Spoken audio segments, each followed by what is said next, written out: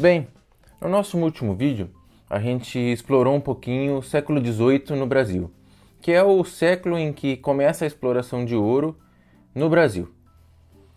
A gente viu que a primeira metade do século XVIII, a gente extrai muito ouro e muito diamante, especialmente da região das Minas Gerais.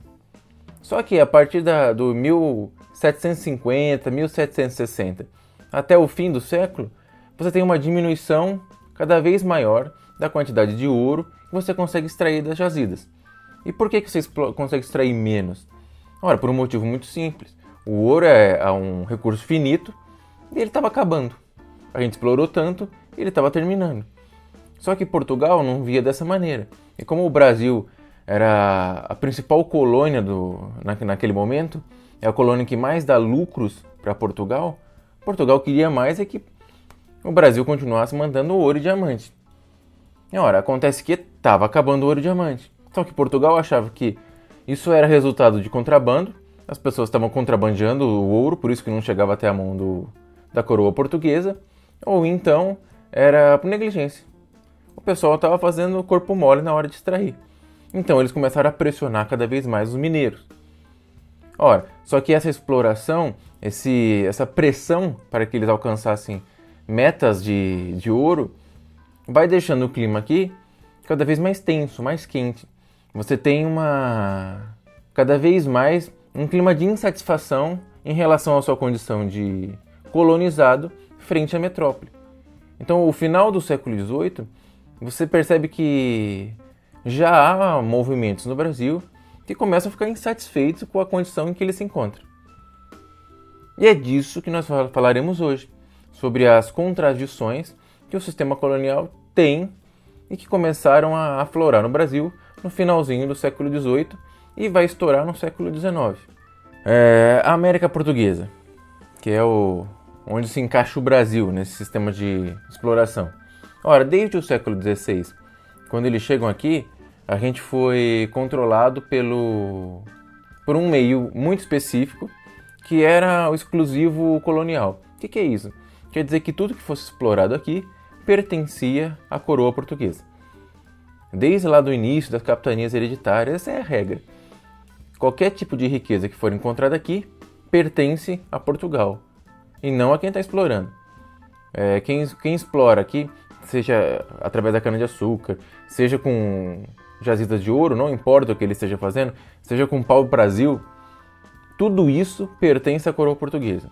Você teve a concessão para explorar isso aí. Talvez você fique com um pequeno percentual, mas isso pertence não a você, mas à coroa. Era assim que funcionava desde o século XVI. Ora, mas um dos problemas do sistema colonial é que, para que você consiga extrair o máximo de lucro possível de uma colônia, você tem que fazer com que essa colônia, aos poucos, paulatinamente, vá se desenvolvendo. E, inevitavelmente, vai chegar um momento que o grau de desenvolvimento é tal que essa colônia tem interesse próprio. E ela vai rachar com o colonizador. Era o que estava acontecendo no Brasil no fim do século XVIII. Já tinha se formado aqui uma elite, que era composta por quem? Donos de terra, grandes comerciantes, traficantes de escravos. Esse pessoal já tinha interesses próprios que nem sempre, na maioria das vezes, não estava alinhado com os interesses da metrópole. Então começa a ter um conflito. Sem falar que, e a gente viu isso na última aula, começa a se formar aqui no Brasil algo que não havia antes, que é mercado interno. O mercado interno começa a crescer. Quer dizer o quê? Que o Brasil agora começa a ser economicamente interessante, começa a ter vida própria, quer dizer que tem interesse próprio, as pessoas querem que aqui dentro dê certo. Por outro lado, a vida econômica de Portugal está estagnada. Então você tem a colônia crescendo, enquanto a metrópole, o colonizador, está estagnado. Então os brasileiros vão começar a ver Portugal como um chupim, como alguém que, olha, eles não conseguem dar conta lá e estão pegando do nosso aqui. É esse tipo de sentimento que vai levar uma hora ou outra a um rompimento de relações. E sem falar que no século XVIII, daí para frente, você vai ter uma coisa nova no mundo, que é o capitalismo industrial, que vai surgir na Inglaterra. Durante o século XVIII, também vai ter um movimento intelectual de grandes repercussões na Europa, sobretudo, mas a gente vai ver que no continente americano como um todo, ele também vai incendiar esse desejo por liberdade, que são os ideais iluministas. Aquela ideia que vai mover os revolucionários franceses, por exemplo, de igualdade, liberdade e fraternidade. É o tipo de pensamento que não cabe dentro dele a ideia de que você seja explorado por outra nação. Não vai caber. E esses ideais também vão estar presentes aqui. Então, o fim do século XVIII e o início do XIX é um período em que o sistema colonial, aqui no Brasil, pelo menos aqui no Brasil, está entrando em ruína. Vai quebrar.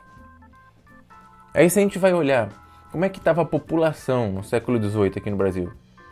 Olha, a gente pode ver nesse mapinha aqui, ó, nessa pequena tabela, que a população brasileira girava em torno de 3,25 milhões de pessoas. Bastante gente. Veja, é sinal de que a colônia está ganhando vida própria.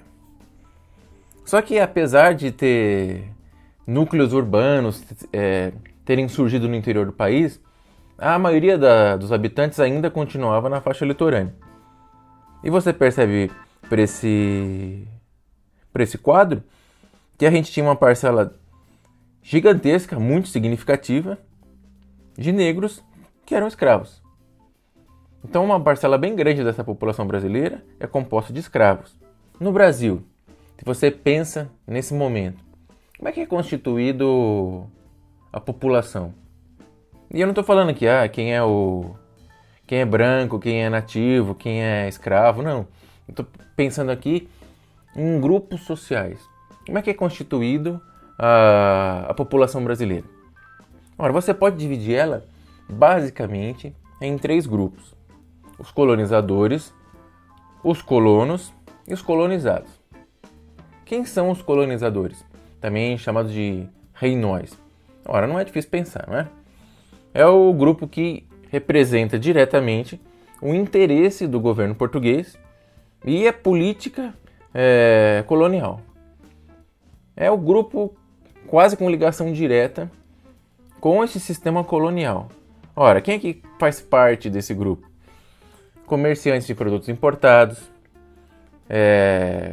comerciantes de escravos, mas um comerciante de alta patente, digamos, na escala de comerciantes de escravos. Porque, claro, você tem o comerciante menor que lida com o comércio interno aqui, e tem o chefe da organização, digamos assim, que traz as grandes massas de população da África até aqui. Então você tem níveis diferentes dentro desse mercado. Os cabeças desse mercado também têm ligação direta com a coroa portuguesa. Ora, governador de capitanias, por exemplo, também representa colonizadores. Magistrados, militares de alta patente, bispos, arcebispos. Ora, são pessoas que você percebe que são aquelas que ocupam a parte mais alta da pirâmide social. Aquele que está no alto escalão, seja qual for a área, ele está em sintonia com a coroa portuguesa. E você percebe também que eles ocupam basicamente os principais cargos administrativos aqui dentro. São eles que fazem a estrutura colonial funcionar aqui dentro. E são eles também que dominam o comércio. E não por acaso são eles também que defendem que essa relação colonial permaneça, continue. Claro, eles não vão querer mudança. Por que eles iam querer mudança? É o grupo que se dá bem dominando o comércio, dominando a administração, tem relações diretas com a coroa. Por que ele vai querer acabar com isso? Quer dizer, esse grupo não quer. Mas aí você pensa nos colonizados. Quem são os colonizados? É quase todo mundo. 80% da população nesse momento é o pessoal colonizado, é o pessoal subordinado, que fica abaixo da metrópole. Quem forma esse grupo? Escravos africanos, indígenas, brancos livres e pobres. Basicamente, o pessoal que exerce aquele tipo de trabalho braçal que ninguém quer fazer. Tipo, trabalho na lavoura, nas minas, no comércio urbano. Esse tipo de trabalho é a parte mais baixa da população que faz, que é 80% da população, só isso. Pouca coisa. Entre esse grupo dos colonizadores e os colonizados, você encontra os colonos. Quem são os colonos?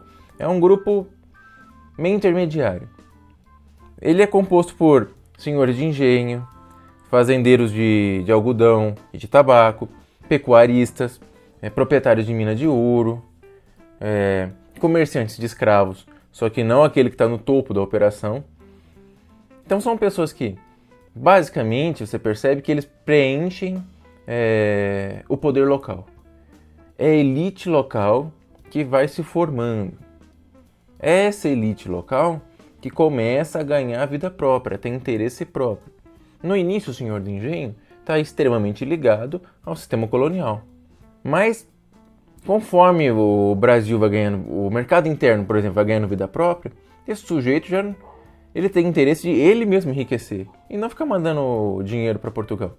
Então é um grupo que vai chegar um momento em que ele vai ficar doido para tirar os colonizadores, os portugueses do caminho, para que eles mesmos ocupem esse lugar, sabe? Para que eles sejam a única elite aqui dentro e que o resto da nação se submeta aos interesses deles e não da metrópole.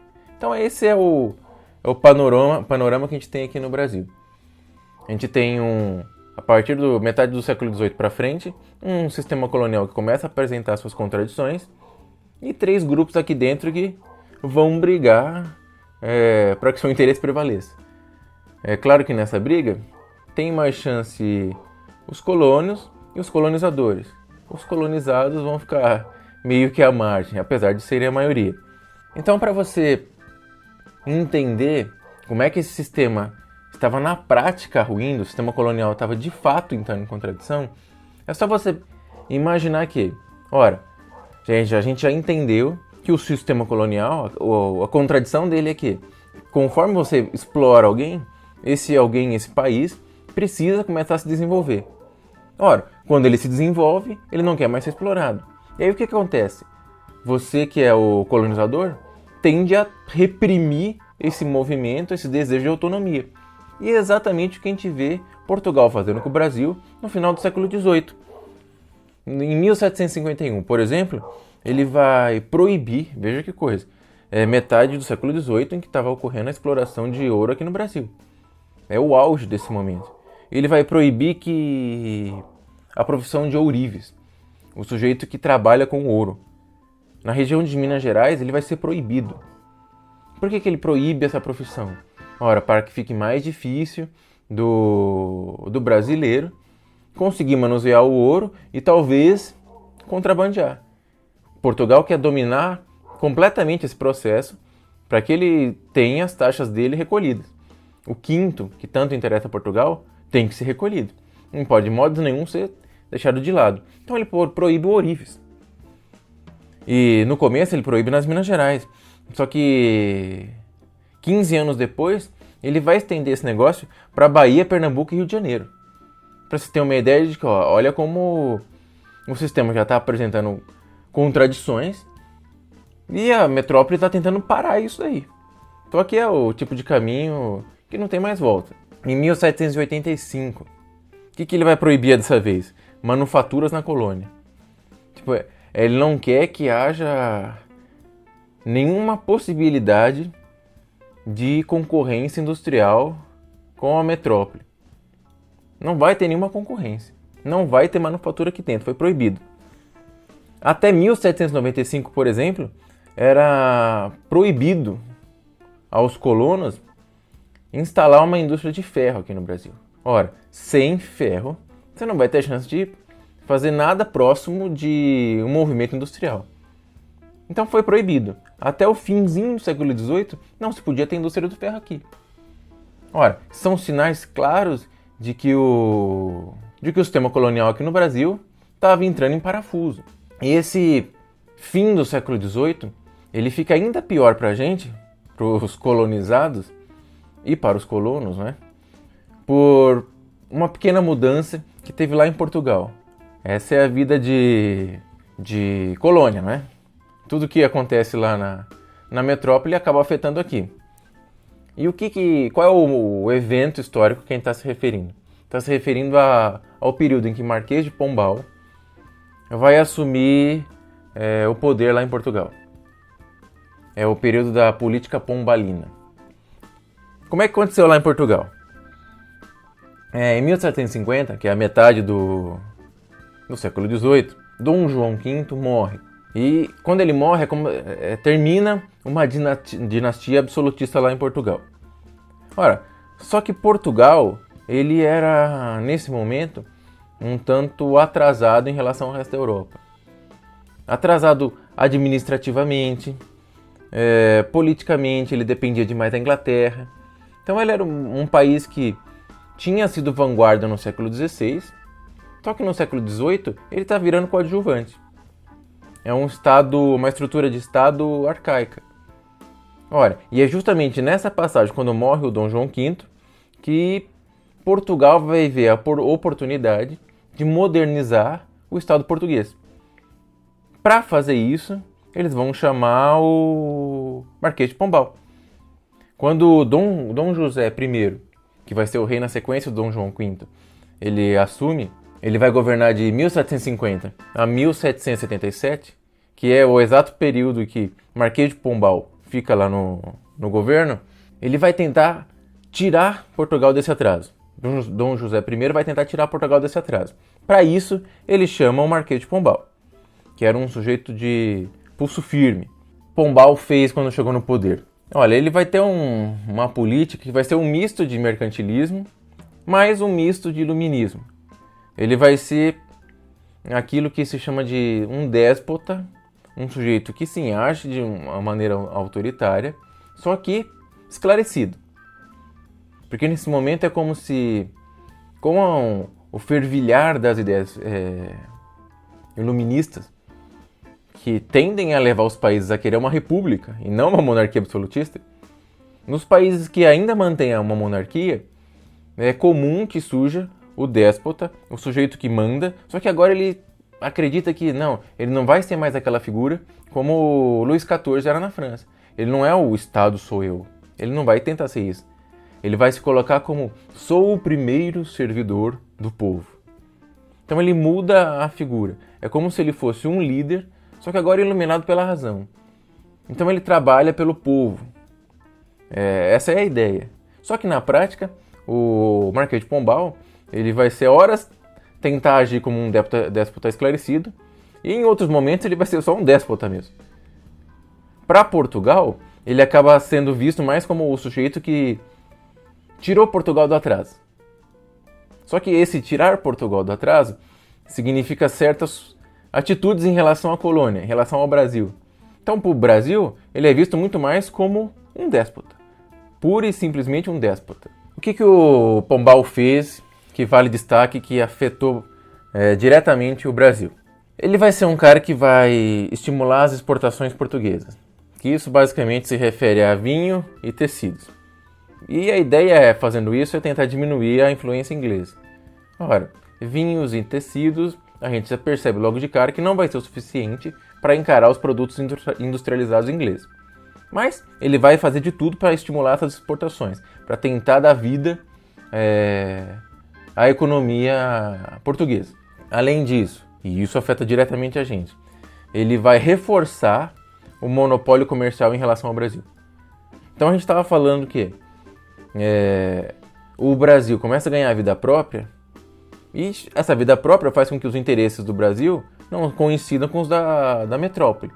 Por isso, muitas vezes, o Brasil começa agora a querer se livrar da metrópole. Ora, só que quando chega o Pombal lá, na metade do século XVIII, ele vai fazer o oposto do que a gente queria. Ele vai reforçar essa relação colonial que havia entre Brasil e Portugal. Ele vai querer que o Brasil se submeta cada vez mais a Portugal.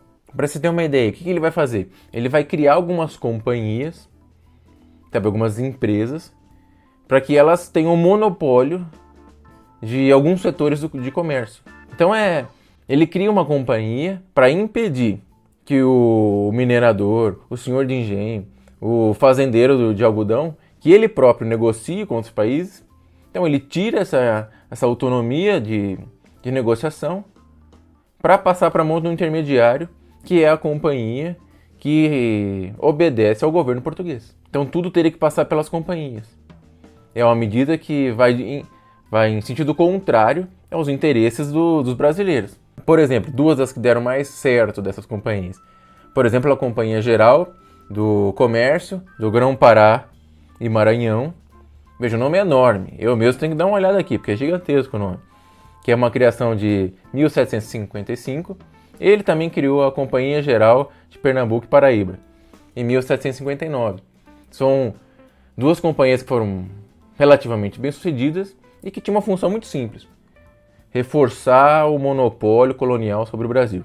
Além disso, veja como as medidas de Pombal não agradaram nem um pouco os brasileiros. Elas só jogaram mais lenha na fogueira aqui. Além de reforçar o monopólio, ele vai ampliar os tributos sobre a mineração e ele vai mudar a capital de Salvador para o Rio de Janeiro. Por que ele muda a capital? Ora, é claro que essa mudança de capital também demonstra a mudança do eixo econômico, que começa a sair do Nordeste e vir para o Centro-Sul. Só que isso também acontece, interessa isso ao Marquês de Pombal, por um motivo bem prático. É que no Rio de Janeiro é mais fácil para ele controlar as saídas dos diamantes e do ouro. Ele tem mais controle. E o Marquês de Pombal, ele está acirrando essa relação com o Brasil. O Brasil é colônia e tem que se comportar como tal. É assim que o Marquês de Pombal trata o Brasil. Outra coisa que ele fez, ele arrumou briga com os jesuítas. Arrumou briga com a Igreja Católica. Ele vai expulsar, não só do Brasil, mas como de Portugal também, em 1759, os jesuítas. Ele tira fora. Por que ele tira fora? Porque ele queria acabar com a influência gigantesca que os jesuítas tinham na área da educação e nas comunidades indígenas. Porque a gente já viu, a relação é muito, muito antiga e profunda entre jesuítas e indígenas. Então, sabendo disso, e como ele não quer que haja um poder tão grande concorrendo com o poder real, ele expulsa os jesuítas. Ora, expulsando os jesuítas, que tinham muitos bens, muitas posses, quem fica com esse monte de riqueza? Ora, a coroa portuguesa. Então, essas são as medidas que o Marquês de Pombal vai levar a cabo. Ele vai levar isso em consideração. E essas medidas, todas elas, podem ser interessantes para Portugal, mas são péssimas para o Brasil. Então, a atuação dos 27 anos da política de Pombal, elas só fazem com que o ânimo do brasileiro em relação a ser dominado por Portugal fique cada vez mais desagradável, cada vez mais pesado.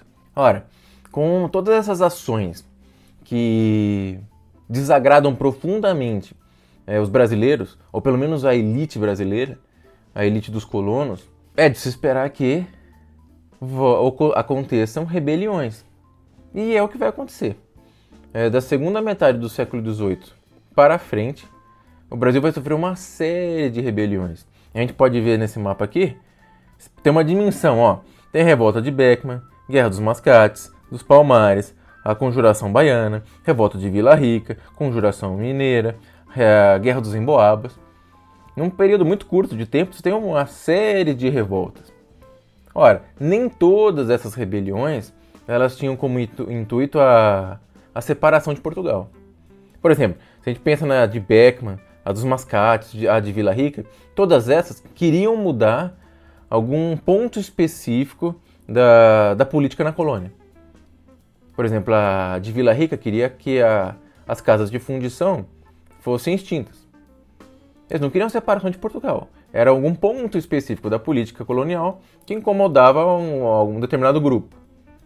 Só que, especialmente no fim do século XVIII em diante, você vai ter revoltas que buscam mais do que isso. Elas já querem romper os laços coloniais. Elas não querem mais ser dominadas pela metrópole. E é isso que a gente vai começar a ver agora. São rebeliões que querem se separar de Portugal. Elas podem até não ter aquela ideia de nação, de Brasil, que o Brasil todo se separe. Mas eles vão querer que pelo menos a região em que eles vivem se separe de Portugal. Fique livre desses laços coloniais. Ora, então são rebeliões que deixam claro o esgotamento do sistema colonial. Já não estava mais funcionando no Brasil.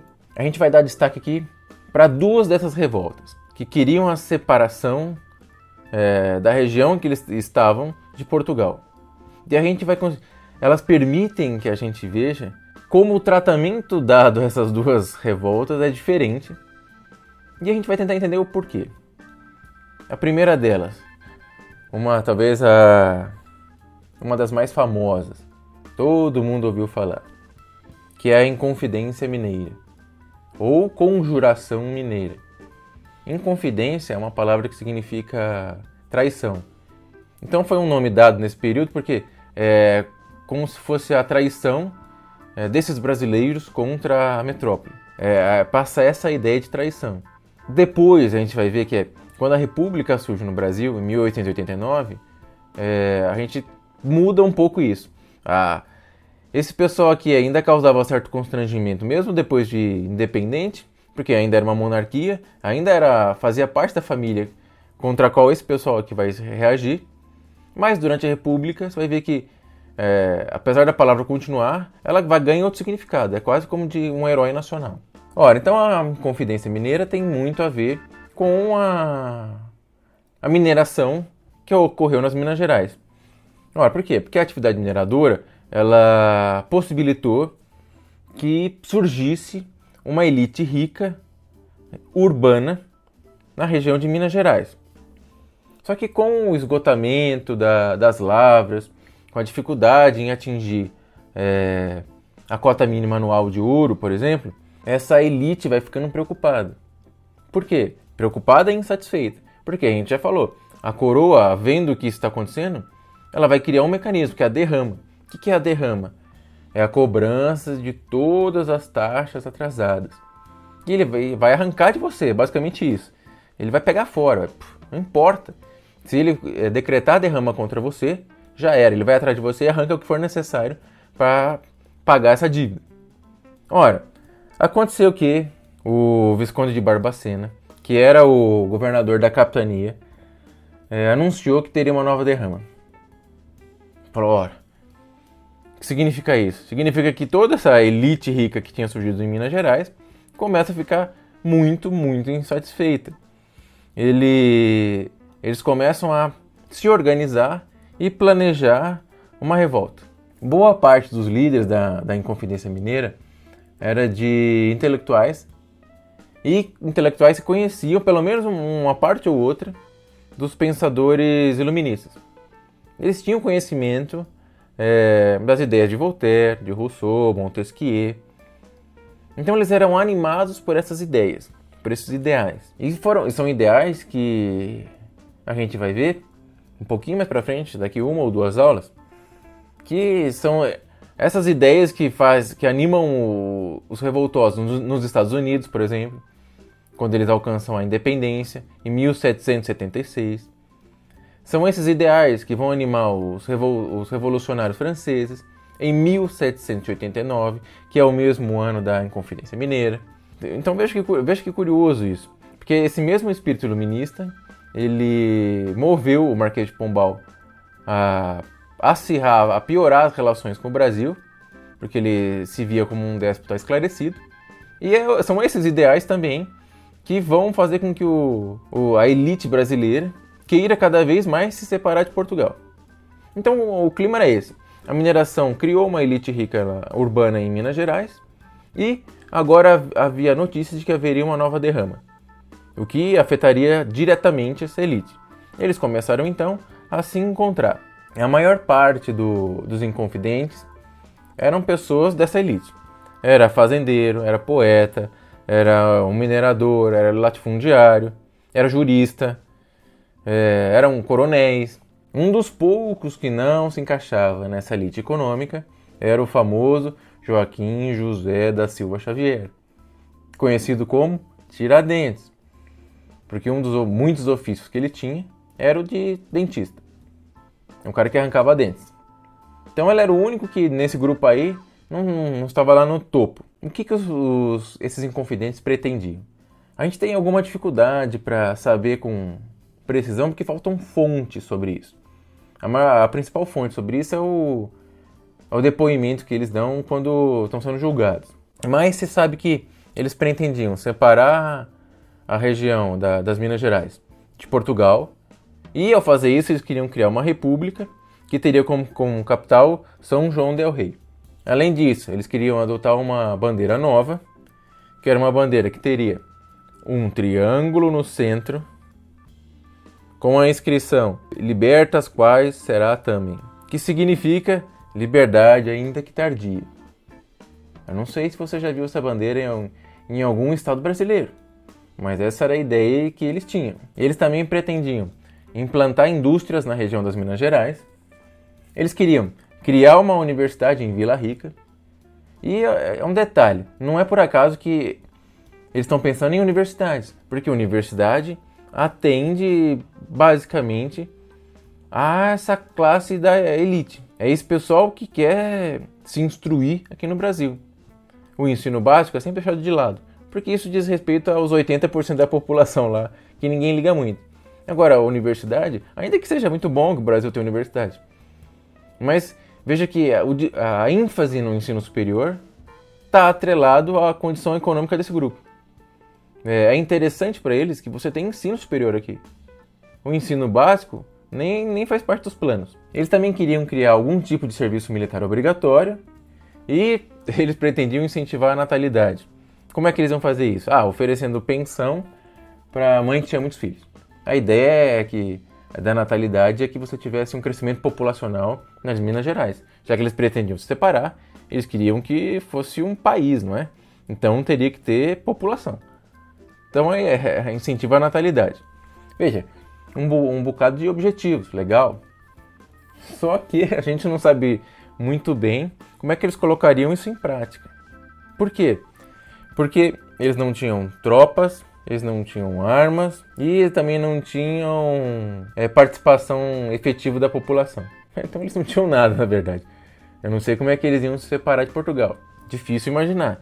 Mas eles estavam lá confabulando isso. E você percebe que não faz parte de nenhum dos objetivos acabar com a escravidão. Ora, por que acabaria com a escravidão se quem está nesse grupo se beneficia da escravidão? Não era um objetivo, não fazia muito sentido. Parece que até houve a menção a libertar escravos nascidos no Brasil. Mas isso era muito mais uma cláusula para convencer as pessoas a participarem desse movimento do que um desejo efetivo de libertar escravos. Era muito mais, tá bom, você quer isso? Então vamos libertar esses aqui. Era muito mais solta a ideia, na hora do vamos ver, a gente resolve a coisa. Mas, de qualquer modo, tudo que eles tinham eram ideias, porque eles não tinham maneiras efetivas de fazer isso acontecer no mundo real. Então esse movimento, que ainda que não se saiba como é que eles pretendiam colocar isso em prática, mas eles estavam lá confabulando uma separação de Portugal, eles foram delatados pelo Joaquim Silvério dos Reis, que, em troca das suas informações, ganhou o perdão das dívidas. Que foi muito bom para ele, porque a gente já sabe, a elite mineradora, a elite rica das Minas Gerais andava em dificuldades por causa da pressão portuguesa e da falta de minérios lá. Então, dívida não era o que faltava. Não por acaso estavam se falando em derrame. Então ele ficou muito feliz com o perdão das dívidas. Ora, quando eles descobrem isso, o governo suspende a derrama e prende os revoltosos, que vão ser julgados e condenados. 11 deles receberam a sentença de morte.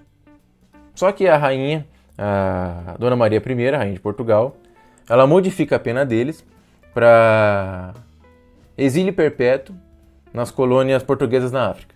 Então eles são mandados embora do Brasil, vivos, mas são mandados embora para sempre.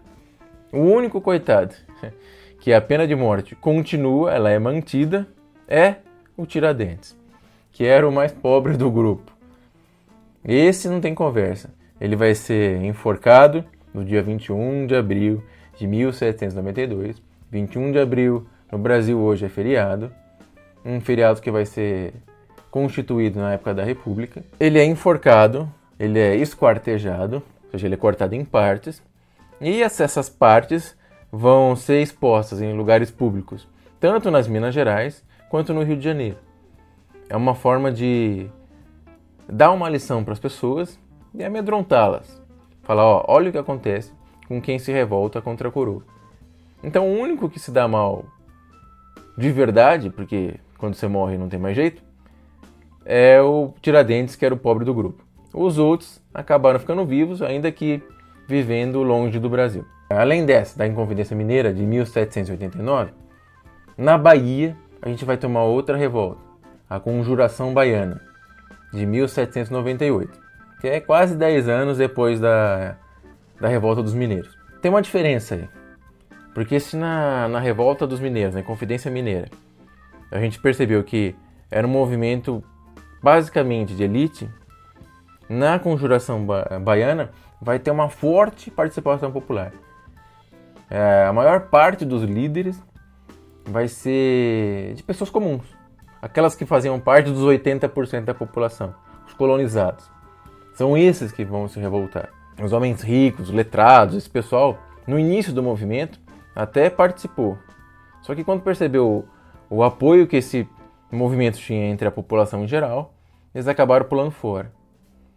Aliás, quando esse movimento foi reprimido, eles inclusive ficaram quietinhos.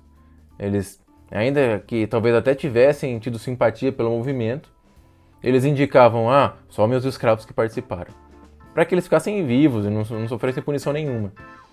Então não só eles não quiseram participar, mas quando aconteceu deles terem tido simpatia pelo movimento, eles tiraram deles da reta na hora. Não queriam se comprometer.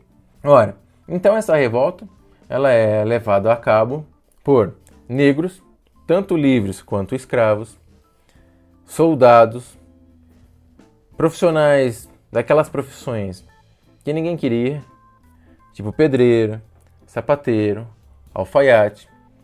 Tinha tanto alfaiate que a Conjuração Baiana também é conhecida como Revolta dos Alfaiates, para você ter uma ideia do caráter popular dessa revolta. E o que eles queriam? Quais eram os objetivos que eles tinham? Eles também queriam o fim da dominação portuguesa na região ali da Bahia, no Nordeste ali. Eles também pretendiam proclamar uma república democrática, também era o objetivo deles. Eles queriam, veja, isso é um dado interessante, a abolição da escravidão, não por acaso. Se escravos participavam do movimento, era muito interessante para eles que acabasse a escravidão. Eles também queriam aumentar o salário dos soldados. Embora soldados participavam do movimento, não por acaso eles queriam melhorar as condições de vida dos soldados. Eles queriam a abertura dos portos brasileiros. E a abertura dos portos no Brasil não existe, por quê? Por causa da nossa relação colonial. O Brasil só chega navio aqui no Brasil de Portugal. É uma relação em que Portugal manda. O Brasil não pode negociar com outros países. O porto do Brasil é fechado. Pertence a Portugal. E não é interessante para o Brasil enquanto nação. Isso não ajuda o interesse de ninguém, de nenhum grupo aqui dentro, que o Brasil esteja preso a Portugal. Que os portos só possam receber navios portugueses. É muito ruim para quem está aqui dentro. Então eles queriam a abertura dos portos. A gente vai ver que a abertura dos portos só ocorre quando Dom João chega ao Brasil. Além disso, eles queriam também melhorias na condição geral de vida da população. Então esses eram os objetivos. E, novamente, era uma revolta que era inspirada nos ideais iluministas. Eles escreviam panfletos em que eles colocavam lá liberdade, igualdade e fraternidade. Eles colavam isso em muros. Sabe? Eles faziam propagandas que diziam: Está para chegar o tempo feliz da nossa liberdade, o tempo em que todos seremos irmãos, o tempo em que todos seremos iguais. Veja, esse era o lema dessa revolução, dessa revolta. Ora, só que colando cartazes, distribuindo panfletos, evidentemente foi de conhecimento de todos, inclusive do governador, que esse movimento existia. Ora, o governador da Bahia, Fernando José de Portugal e Castro. É evidentemente o sujeito que olha, quem são essas pessoas? Quem são esse pessoal que está querendo se separar aí? E, para sorte dele, não faltaram informantes. Todo mundo quis delatar os caras. Acho que era uma maneira de... Pô, conheço eles, o cara é meu vizinho.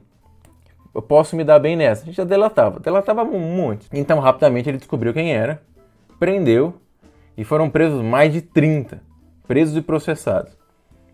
E, de novo, mesmo sendo um levante de caráter muito mais popular, os que levaram as piores penas foram os mais pobres do grupo. Os mais pobres dançaram. Em 1799, em novembro, 4 líderes mulatos foram enforcados e esquartejados. Os mais pobres. Dois alfaiates, o João de Deus e Manuel Faustino, e 2 soldados, o Lucas Dantas e Luiz Gonzaga. Esses dançaram, enforcado e cortado aos pedaços. E se percebe que foi uma repressão bem violenta. Ora, aí você para pensar um pouquinho sobre como a gente, historicamente, considerou a Inconfidência Mineira e a Conjuração Baiana. Ora, a Conjuração Baiana, durante muito tempo, ela nem era lembrada, sabe? Não te vem à cabeça a Conjuração Baiana. Por quê? Porque é uma revolta com apoio popular, com participação de escravos, de alfaiates.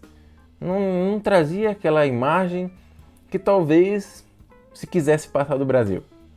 Ora, agora a Inconfidência Mineira, uma revolta feita pela elite. E veja, as 2 revoltas não chegaram a fazer nada na prática. Elas tentaram. Elas todas ficaram no nível da conspiração. Nenhuma delas conseguiu tomar o poder. Só que a Inconfidência Mineira, a revolta que foi feita pela elite mineira, acabou sendo vista com melhores olhos. Historicamente, ela foi agraciada. Ela ganhou destaque. Por isso que a gente sempre lembra da Inconfidência Mineira. O Tiradentes, durante a República, ele é elevado ao status de herói nacional. É quase um messias. Se você vê as representações dele em quadros, por exemplo, essa que está no fundo dos nossos slides, você percebe que ele é praticamente um messias sendo enforcado. Ora, então é para se pensar. Por que tanto destaque para uma e tão pouco para outra? Para finalizar a aula, em 1808 vai acontecer algo realmente interessante na história do Brasil, que vai ser a chegada da família real no Brasil. Eles vão se mudar, eles vão sair da metrópole e se mudar para a colônia. Algo espantoso. O que será que essa mudança trouxe de consequência para o Brasil? Será que com Dom João aqui no Brasil, os ânimos que estão exaltados aqui, que estão revoltosos, estão querendo se separar, vão se acalmar? Ou vai tudo piorar e as revoltas vão explodir? Bem, isso é o que a gente vê na próxima aula. Até lá!